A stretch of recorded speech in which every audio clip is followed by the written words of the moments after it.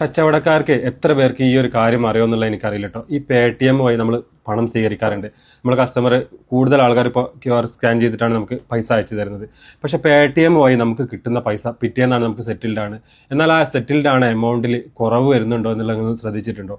കാരണം എനിക്കിപ്പോൾ ഒന്ന് രണ്ട് പ്രാവശ്യമായിട്ട് ഞാൻ ചെക്ക് ചെയ്തപ്പോഴാണ് മനസ്സിലാവുന്നത് പലരും ക്രെഡിറ്റ് കാർഡ് വഴിയാണ് നമുക്ക് സ്കാൻ ചെയ്ത് പൈസ അയക്കുന്നത്. അങ്ങനെ ആകുമ്പോൾ നമുക്ക് പൈസ കുറഞ്ഞിട്ടാണ് കിട്ടുന്നത്. അതായത് എനിക്ക് 1000 രൂപ വന്നതിൽ ഏകദേശം 30 രൂപയുടെ അടുത്ത് 29.50 എനിക്ക് കമ്മീഷൻ നഷ്ടപ്പെട്ടിട്ടുണ്ട്.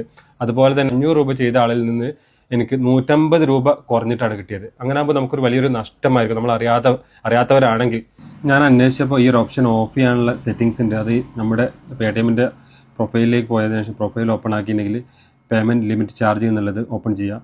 അത് ഓപ്പൺ ചെയ്തിട്ടുണ്ടെങ്കിൽ നമുക്ക് രൂപ ക്രെഡിറ്റ് കാർഡ് എന്നുള്ള ഓപ്ഷൻ ഉണ്ട്. അതിൽ 2.5 കാണുന്നുണ്ട്.